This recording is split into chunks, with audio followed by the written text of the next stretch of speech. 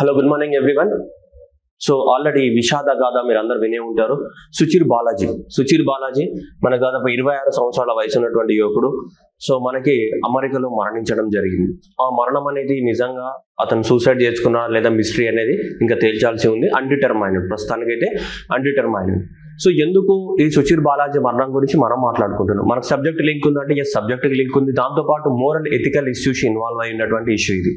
Artificial intelligence అనేది ఒక మనిషి మరణానికి దారి తీసింది అనేది ఇప్పుడు మేజర్ గా ఉన్నటువంటిది.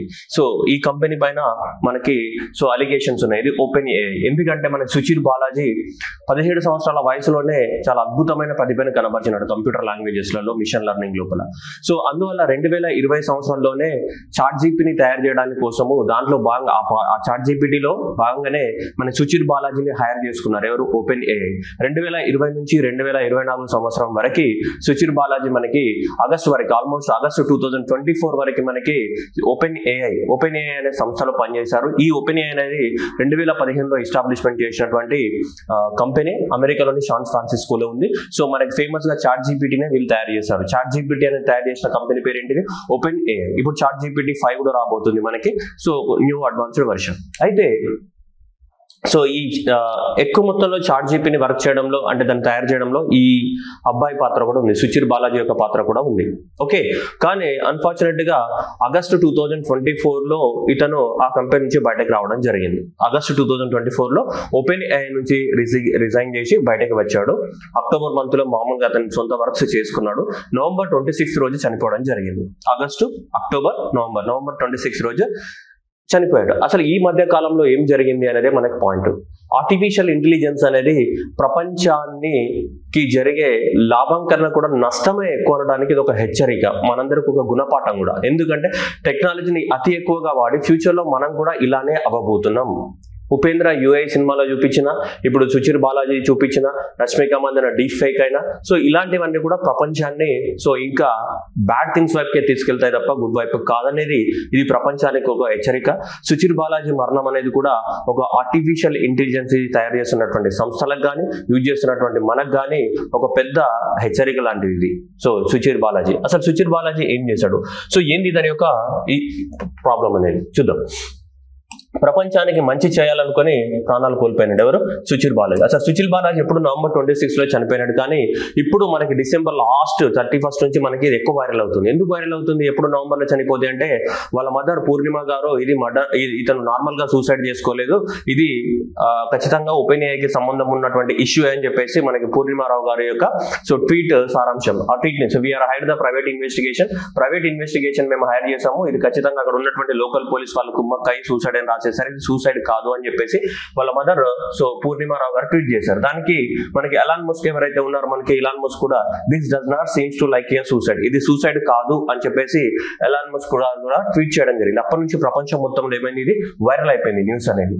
అసలు ఎందుకు ఇలా జరిగింది? అసలు సుచిర్ బాలాజీ అంత 17 సంవత్సరాలకి కంప్యూటర్ ని అవపోసన పట్టేసి ఓపెన్ ఏఐ లాంటి పెద్ద పెద్ద కంపెనీయే అతన్ని హైర్ చేసుకుందంటే యూ కెన్ థింక్ ఇస్ అతని మైండ్ అనేది ఎంత అన్ఇమాజినబుల్ అనేది మనం ఆలోచించవచ్చు. సో ఏం జరిగింది అనేది అసలు పాయింట్.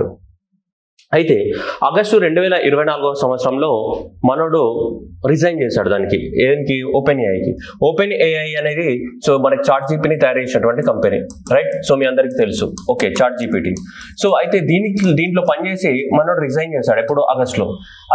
అసలు చాట్ జీపీటీ వల్ల వస్తున్న ప్రాబ్లం ఏంటిది అనేది దాని ఒక క్వశ్చన్ మార్క్. అసలు చాట్ జీపీటీ అనేది చాలా వరకే రూల్స్ ని వైలేట్ చేస్తుందని చెప్తున్నాడు. ఇప్పుడు చాట్ జీపీటీలో ఏమని అనుకుందాం, సపోజ్ ఇప్పుడు చాట్ జీపీటీలో నీకు టూల్ బార్ అనేది ఇలా వస్తుంది, రైట్? ఈ టూల్ బార్ లో నువ్వు ఏదైనా ఒక టైప్ చేసావు ఇన్ఫర్మేషన్, ఆ టైప్ చేసే ఇన్ఫర్మేషన్ ఇమీడియట్ గా ఇన్ఫర్మేషన్ వచ్చేస్తుంది. ఓకేనా కదా?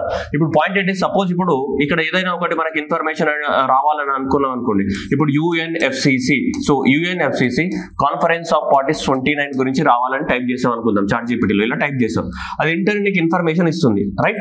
సో రైట్, కరెక్టే, ఇన్ఫర్మేషన్ అనేది ప్రాసెస్ అవుతుంది, ఇమీడియట్ గా ఇన్ఫర్మేషన్ అనేది మనకి ఇమీడియట్ గా అక్కడ డిస్ప్లే అవుతుంది. ఇంతవరకు కరెక్టే. కానీ ఇన్ఫర్మేషన్ అనేది ఎక్కడి నుంచి కలెక్ట్ చేశారు? ఫస్ట్ క్వశ్చన్ ఏంటిదంటే చాట్ జీపీటీ అనేది ఈ ఇన్ఫర్మేషన్ ని ఎక్కడి నుంచి కలెక్ట్ చేస్తుంది? Number 1 point. ఇది కరెక్ట్ చేసింది అనేది కాపీ రైట్స్ ని వైలేట్ అవుతుందా లేదంటే కాపీ రైట్స్ ని ఫాలో అయ్యే చేస్తుందా, అది నెంబర్ 2. నెంబర్ 3, ఇది ఇలా చేయడం అనేది ఇల్లీగలా అండ్ లీగలా అనేది క్వశ్చన్ మార్క్స్ ఇవన్నీ కూడా. అండ్ సుచిర్ బాలాజీ చేసినటువంటి ఇంకొక మేజర్ ఏంటిదంటే, ఇలా ఇన్ఫర్మేషన్ అనేది ChatGPT అనేది మనకి ఇవ్వడం జరుగుతుంది, ఇన్ఫర్మేషన్ అంతా బాగానే ఉంది, కానీ ఇలాంటి ఇన్ఫర్మేషన్ అనేది ఎక్కడి నుంచి కలెక్ట్ చేస్తున్నాము, ఇల్లీగల్ గా కలెక్ట్ చేస్తున్నామా లీగల్ గా కలెక్ట్ చేస్తున్నామా, ఇవన్నిటిని కూడా కాపీ రైట్స్ ని ఫాలో అవుతున్నాయా, కాపీ రైట్స్ రూల్స్ లేదా, లేదంటే ఎవరంటే వాళ్ళు రాసిన ఆర్టికల్స్ ప్రతి ఆర్టికల్ ని మనకు చూపిస్తుంది, మరి వాళ్ళ పర్మిషన్ తీసుకోవాలి కదా. ఆర్టికల్స్ అనేటివి ఎవరో రాసిన ఆర్టికల్స్, ఎవరో చేసిన ఇన్ఫర్మేషన్ వాళ్ళ పర్మిషన్ లేకుండా టక మనకు నెట్ అపియరెన్స్ అవుతుంది. అలాంటప్పుడు that is completely infringement on the copy rights act. ఇది major allegation of the Suchir Balaji. ChatGPT అనేది పూర్తిగా కాపీ రైట్స్ చట్టాలకు విరుద్ధము. ఎవరో ఎక్కడో రాసిన ఇన్ఫర్మేషన్ లీగల్ గానో ఇల్లీగల్ మీన్ గానో ఎట్లలో ఒక రకంగా మనకి ఇన్ఫర్మేషన్ ఇస్తుంది, కానీ ఆ ఇన్ఫర్మేషన్ ఇచ్చే విధానంలో, ఆ డ్యూ ప్రాసెస్ ఆఫ్ ద లాలో, ఆ ఇన్ఫర్మేషన్ ఇచ్చే విధానంలో అన్ని రూల్స్ ని వైలేట్ చేస్తున్నాయి. ప్రత్యేకంగా అమెరికా యొక్క కాపీ రైట్స్ యాక్ట్ ని ఏ విధంగా ఫాలో అవ్వట్లేదు అనేది ఇతని యొక్క మేజర్ అలిగేషన్.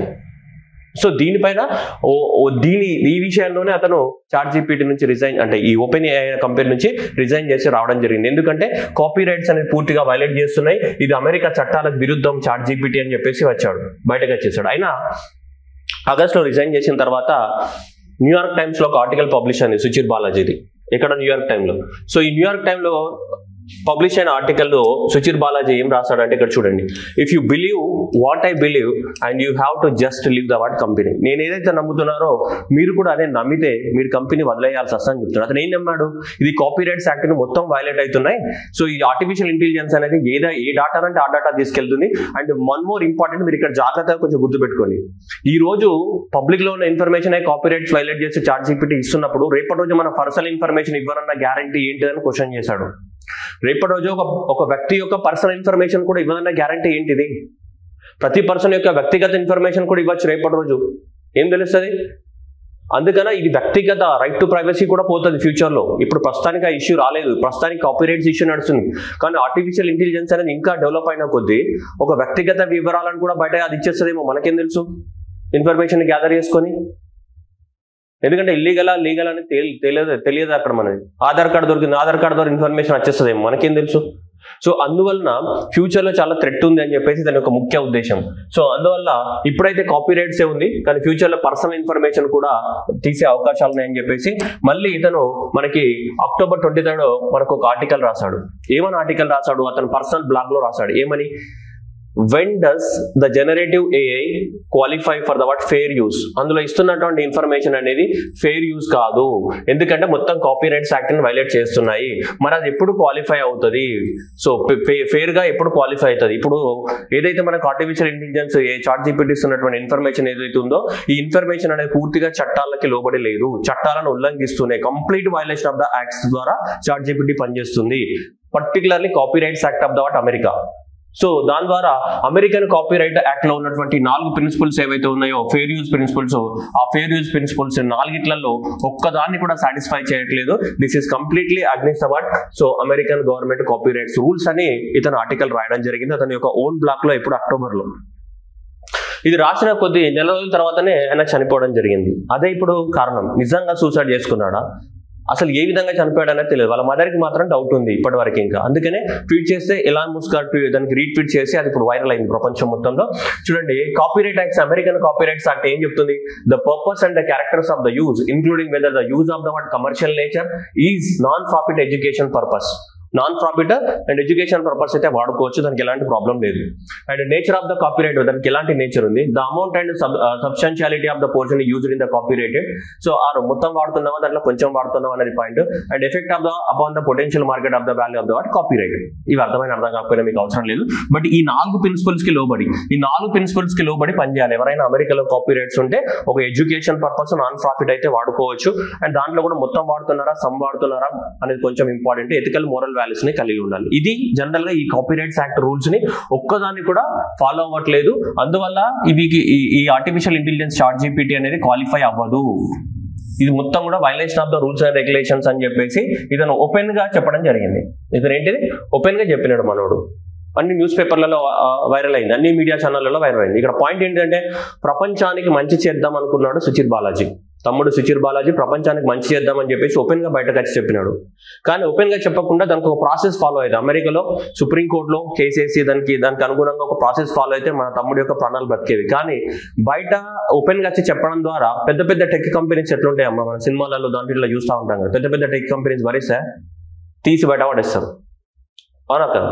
సో అట్లా జరుగుతూ ఉంటాయి, అట్లా ఉంటాయి. అంతేదిగా మనం సింపుల్ గా మన కోర్సుల యొక్క ఫీజు తగ్గిస్తేనే నాకే ఫోన్ చేసి ఎందుకు తగ్గిస్తున్నారు అన్న వాళ్ళు చాలా మంది ఉన్నారు. ఓకే, సో అట్లాంటిది ఇంత పెద్ద టెక్ కంపెనీస్, ఇంత పెద్దవి ఇవన్నీ కూడా ఇంత ఒక 26 సంవత్సరాల యువకుడిని సో ఈజీగా ఎదిరించగలవు.